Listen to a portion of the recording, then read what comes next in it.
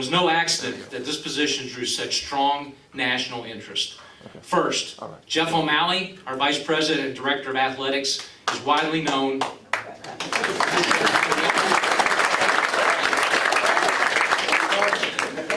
Gotta do that. He is widely known across college basketball as a person of integrity and character. In his role as the NCAA men's basketball Secretary Rules Editor, he is respected throughout the sport, and that matters. People want to work with leaders they trust. Second, Lamar University has a proud and well-established basketball tradition.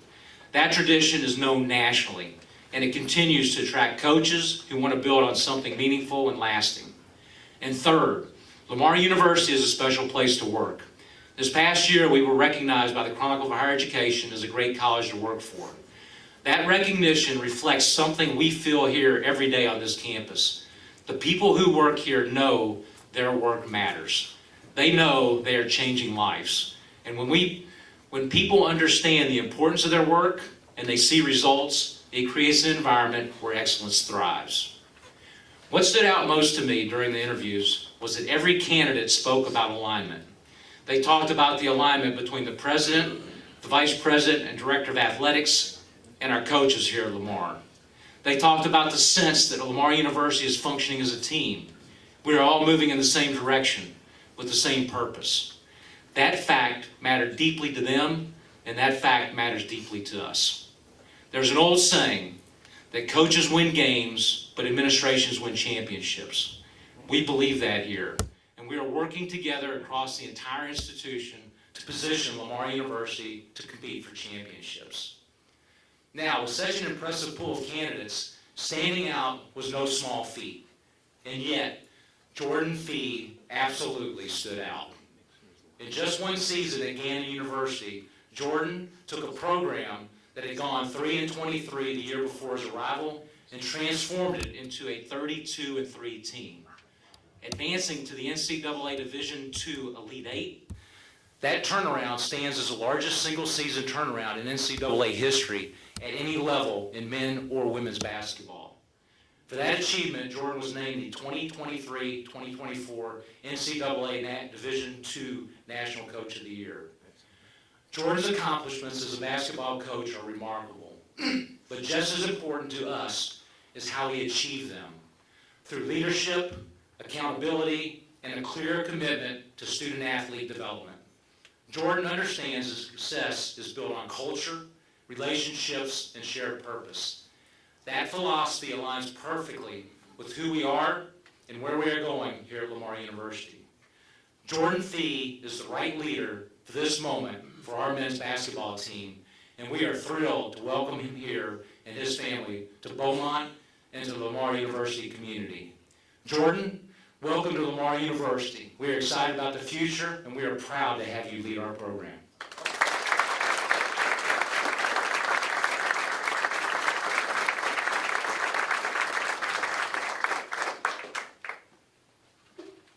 I always say I'm never going to follow Dr. Taylor, but I always do for some reason. So, good morning, and I'll start with this. When you run a truly national search, you talk to a lot of outstanding candidates and spend a lot of time thinking about the future of our program. You're either going to need a great coach, or you're going to need a very long press conference. Thankfully, today, we only need one of those. So, after hearing from our president and feeling the energy in this room, I'll say this. Days like today are one of the best parts of this job. They're about momentum, belief, bringing the right people together at the right time. As Dr. Taylor mentioned, this was truly a national search. We had interest from across the country and from every level of basketball. That speaks volumes about Lamar University, our leadership alignment, our investment in athletics, and the opportunity that exists here today. The candidate pool was deep, experienced, and highly competitive, and that made this decision both exciting and demanding. With that level of interest, standing out was not easy, but as was said, Jordan Fee stood out. One thing became clear early in this process. No matter where Jordan has been, success has followed. At West Liberty, he was part of one of the most consistently successful programs in the country. An environment where winning was not occasional, it was expected. At Nova Southeastern, he helped lead a historic 36-0 season in a national championship, and later helped position that program as the #2 overall seed nationally before the 2020 NCAA tournament was canceled. Those stops also matter for another reason: Jordan's experience at Florida Atlantic. At FAU, he learned the ever-changing landscape of Division I athletics, and he recruited nationally. He evaluated talent from across the country, built relationship with prospects, gained firsthand experience of what it takes to recruit, retain, and compete at the Division I level. Then there was his head coaching experience at Gannon, and this is where the picture really came into focus for us. Jordan created success at Gannon. The Golden Knights won the Pennsylvania State Athletic Conference regular season and tournament titles. They captured the NCAA Division II Atlantic Region Championship and advanced to the NCAA Division II Elite Eight. Along the way, Jordan earned a PSAC West Coach of the Year and the NCAA Division II National Coach of the Year honors. He also owns, as was said, the greatest single turnaround in NCAA history at any level. Across his career as head coach, assistant coach, Jordan has helped produce a 178 and 77 combined record, 4 NCAA Division II tournament appearances, 3 Elite Eights, 3 conference and tournament championships, and the recruitment and development of 2 NCAA Division II National Players of the Year. Jordan understands how to build winning cultures, how to identify and develop talent, and how to operate in today's evolving college athletics landscape. He brings experience working with student athletes, their families, and their representatives on how to navigate revenue sharing models, NIL considerations, and contract negotiation with agents, all while keeping focus where it belongs, on the student athlete success and our institutional alignment. On the court, Jordan's teams play with pace, discipline, and purpose. He coaches an up-tempo style on both sides of the ball, a brand of basketball that will be exciting and demanding and built to compete. It's the kind of style that energizes a fan base and creates a true home court advantage here in the Natchez Arena at the Montaigne Center. Just as important, Jordan's approach aligns with who we are at Lamar University. Focused on development, accountability, and sustained success. He understands that winning is built through culture, consistency, and a shared vision. We didn't just hire a coach with a strong track record. We hired a leader who understands how to recruit nationally, navigate the modern Division I landscape, and build something that lasts. Ladies and gentlemen, it's my honor to introduce the 13th head basketball coach at Lamar University, Coach Jordan Fee.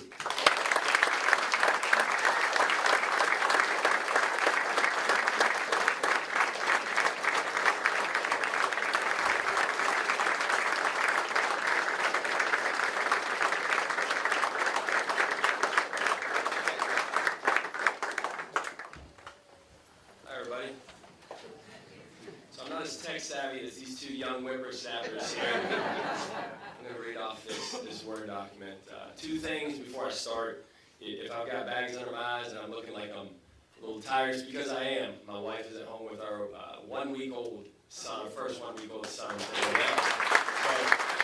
a little bit of a break so I can get past there. The second thing on our way over, our assistants and I were on a call. We got a commitment from our second young prospect, and we're super excited about that, so we can cheer about that too.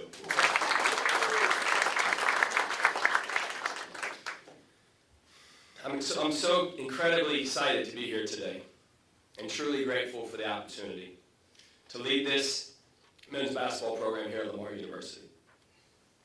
While I understand that much of today will be focused around me, I want to begin by acknowledging how unequivocally untrue that thinking would be.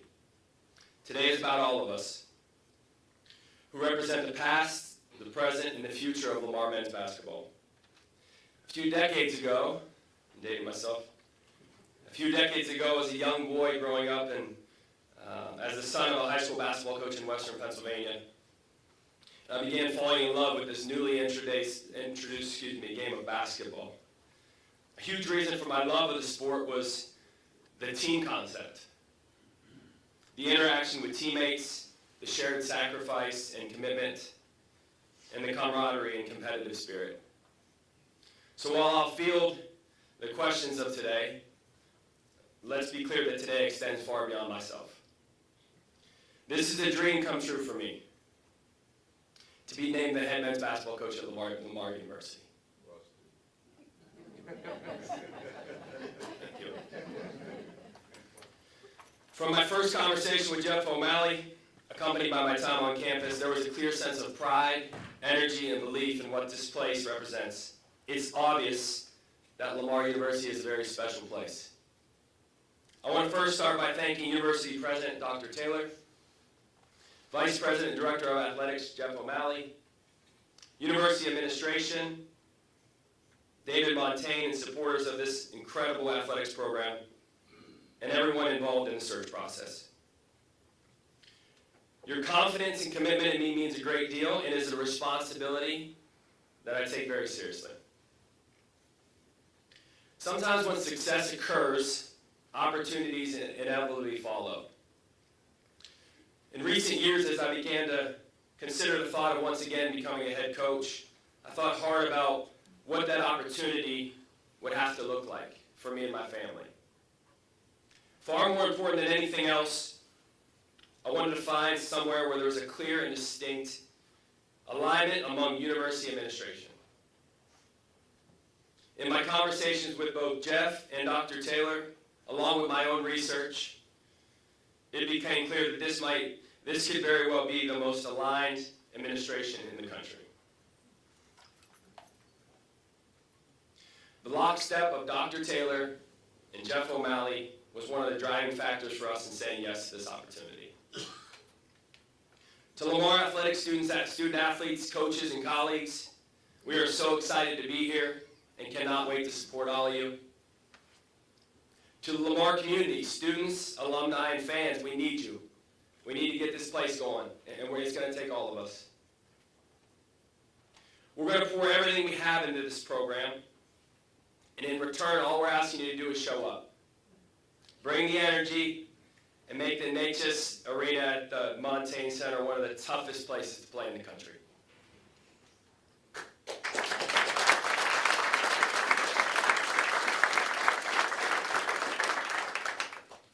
To our players, both current and those who will join us in the future, I can't wait to get started. We're going to focus on building real relationships, developing you on and off the court, and competing at the highest level. Those things will define us every day. I also want to recognize and thank the players and coaches who came before us. The foundation of this program is built on your work and commitment, and we will honor that moving forward. To my future staff, to my staff here, thank you for your shared belief in this place and what amazing things can be accomplished here. Now, I know I might be jumping the gun a little bit, so I'm apologizing in advance to media relations and everybody here, but we do have our staff set, and I feel obligated to mention some names.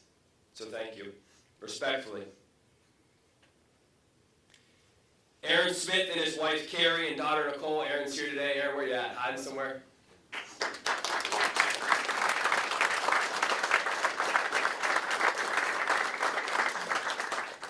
His wife Carrie and his daughter Nicole. Aaron is a two-time Texas JUCO National Coach of the Year. He's called way more timeouts than I have, and I'll certainly be relying on him. So it's great to have a Texas guy here on staff. Thanks, brother. Tyler Kelly and his wife Gianna and son Luca. Tyler Slick and his wife Dana and their soon-to-be son. And my guy Mayo Baxter Bell. Thank you. The Beaumont community has just gained some of the most respected and impactful fathers, husbands, and coaches in college basketball. I'd be remiss if I didn't take a moment to thank the people and the places that shaped me. First and foremost, my hometown of Grove City, Pennsylvania.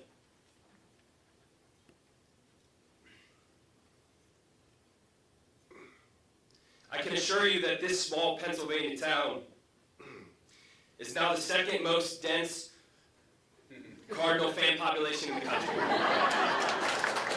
outside of Beaumont.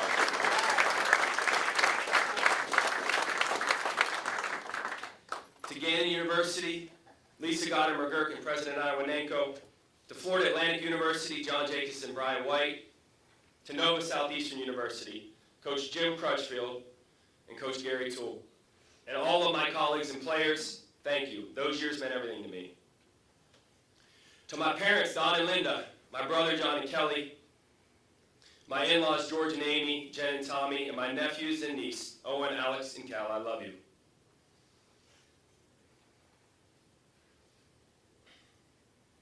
And then lastly, my wife, Jacqueline. You have been the most constant support through every high and every challenge. In a profession that demands long hours, late nights, and so much energy, you have been the steady presence that keeps everything grounded. You're the mother to Knox, and we both love you endlessly. I understand the responsibility, I respect the history, and I'm motivated by the opportunity in front of us. So I'll make two promises. Number one, our program will represent Lamar University the right way. On the court, in the classroom, and in the community, we'll make you proud. So that's one. And then number two, there will not be a coaching staff in the country that outworks us. We're going to build a style of play that's fast, tough, disciplined, and exciting. A brand of basketball that people are proud to watch and players are proud to be a part of. But more importantly, we're going to build the right culture with the right people doing things the right way. Our staff and families are all in. We've already hit the ground running, as I told you, and we cannot wait to build something special here. So thank you guys all for being here today. Go Cards.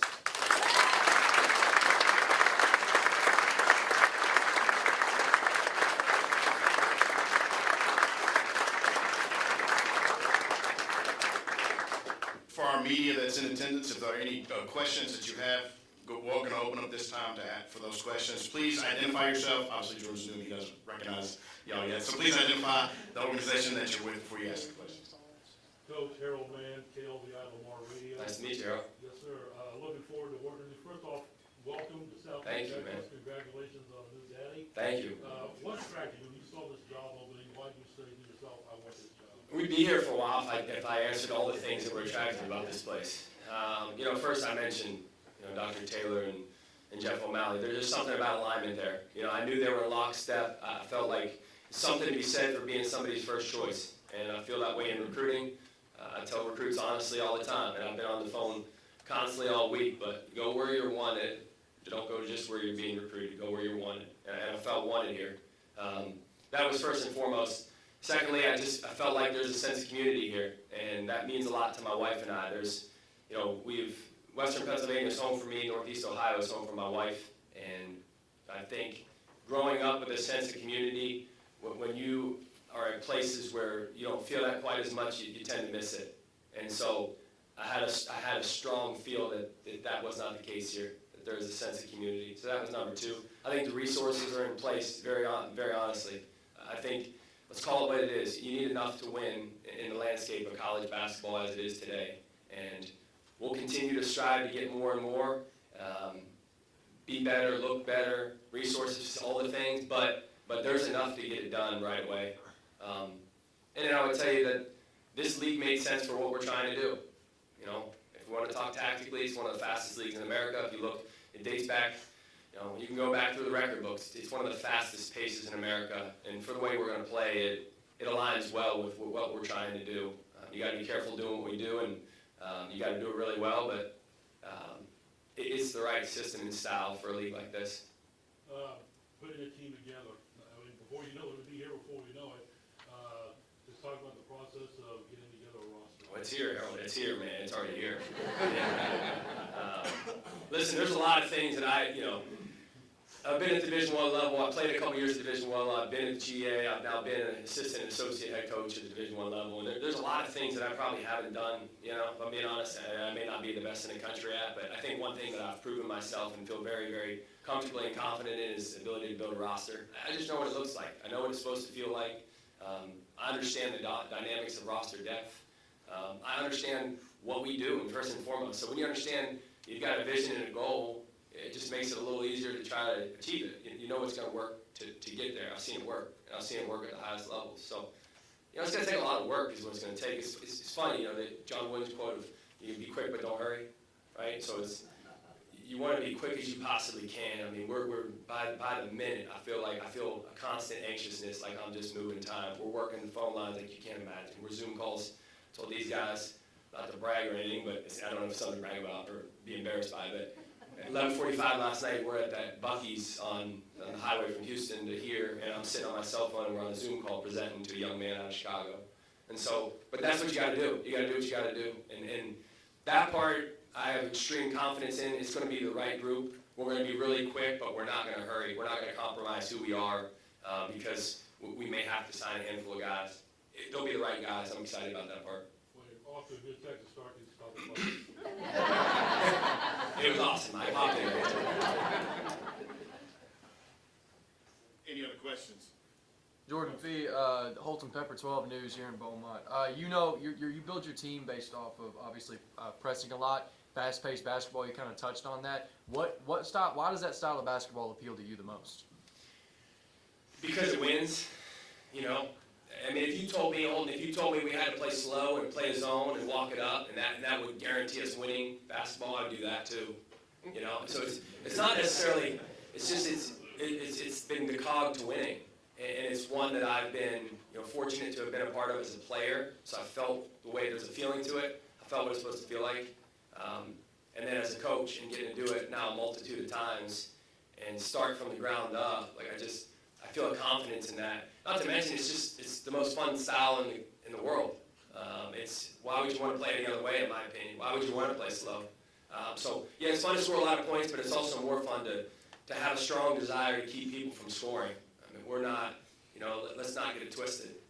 We tend to, we scored, in our best years, we scored a third of our points from our defense. So it's more of a mentality than a scheme even. It's just like, you get guys with the right mentality and coaches with the right mentality, a group with the right mentality, way more of that than it is actual scheme, X's and O's. But I would say this, our players will make more decisions on the court than anybody in the country. In the last 20 years, we've been number one in the country in pace of play, Division I and Division II. You can fact check me on that. So there won't be a faster playing team in the country, but in that, you better have guys that can understand what's going on around them, or else they're going to be overwhelmed. So we talk about three things. See the game. Can you see what's going on around you right now? Do I have a clear awareness where everybody's at in this room? Secondly, can I analyze the situation? In seeing it, can I analyze, do I understand where the players are, where the non-threats are, where's the ball, what's the situation, what's the time score? And then thirdly, am I willing to react immediately without delay? And so the guys that can do those three things and have the right type of mentality will thrive here. I would say, in short, man, it wins, one. It's incredibly exciting and fun to play. The guys love it. It's attractive in recruiting. There's some cons to it, too. If you do it poorly, it's a recipe for disaster. And you just ask, and I say it all the time, you do it poorly, you'll get beat 120 to 110, which is why we're not going to do it poorly. But it takes a lot of work, a lot of effort. It is. It's an extreme amount of discipline and effort, but it's the way we're going to do it here at Lamar. Hey, Jeff, thanks. To shift gears a little bit, I like basketball. I like winning on the court. What is your perspective in the academics and winning after basketball? Yeah, that's a great question. I mean, first and foremost, I would tell you this. In all my years, as a coach, I've tended to recruit guys that just take care of business on and off the court. So we start there. I always have believed it's, one, get the right people on the bus, and the guys oftentimes that tend to have maybe issues in the classroom or off the court, there tends to be some struggles on the court too, and those things seem unfortunately aligned. So if we have a choice in who we're going to bring on the bus, then let's start right there. Let's get the guys that can take care of business in the classroom. And don't misunderstand me, right? We're not going to recruit all 4.0 kids. It's just not, it's not possible. But what we will do is this. If we're recruiting a guy, his capacity, his ceiling is he's a 2.5 student, and he does everything in his power to get a 2.5, give me that guy. What I don't want the guy that's the 3.9 that ends up with the 3.1, if that makes sense. So we're going to look far and wide for all those guys. These guys are going to be committed in the classroom, or else they're not going to be here. I know that support is set up for us to have success here, and that gives me a lot of confidence too. The academic piece will be taken care of. I think from this point and beyond, obviously the landscape has changed, right? If we're being very blunt, the education piece is talked about far less in recruiting than it once was, and it's the nature of the beast, but we can never devalue the degree, and we need to understand that at one day for all these guys, the ball will stop bouncing, and then what? So I think just continuing to be repetitive in nature about the importance of academics, how seriously we're going to take them. It's not going to be an afterthought, and it's something we're going to excel in as well.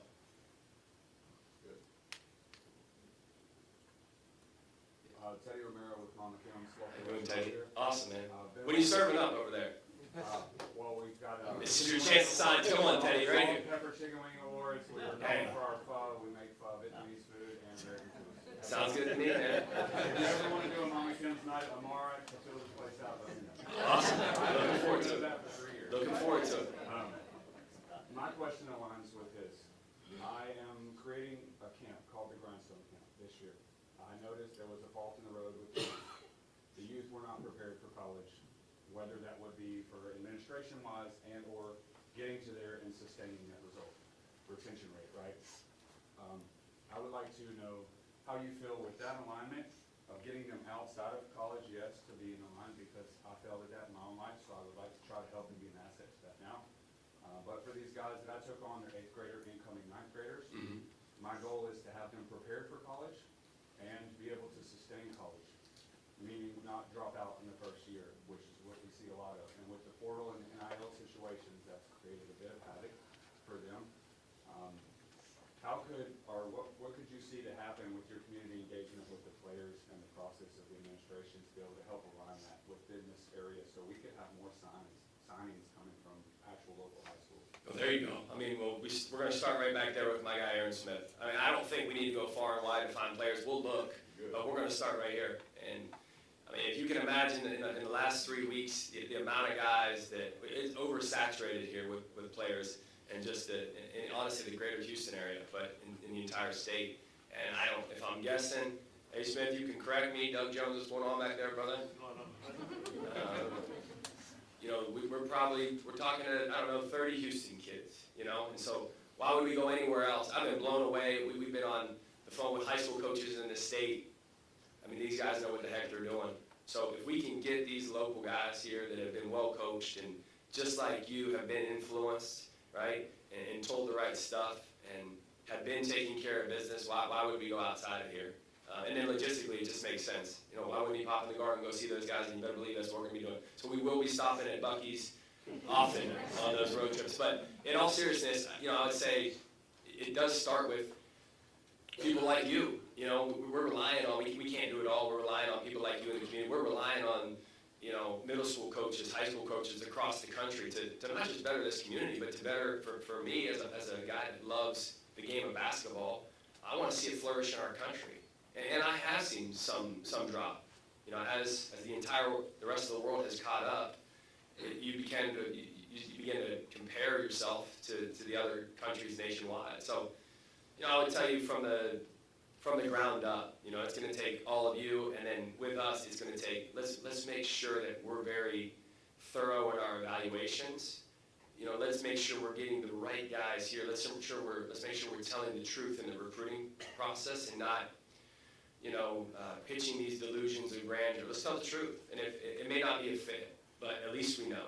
And so I think if you look at my track record, again, when we talk retention, that's a messy and deep conversation nowadays, right? But I would tell you this, I think we've created a program and a culture that makes it very difficult to leave. So the hope is to rely on people like you, recruit the right kind of guys, get them here, and develop them, love on them, treat them like great human beings, whether they're performing on the basketball court or not, and make it so tight-knit and make the environment so great for them that they don't want to leave. Thank you, buddy. We got time for one more question because we've got to keep Jordan on a tight schedule, and we've got one-on-ones that we need to do, so time for one more question, and then we can dismiss after that. Or maybe no more questions.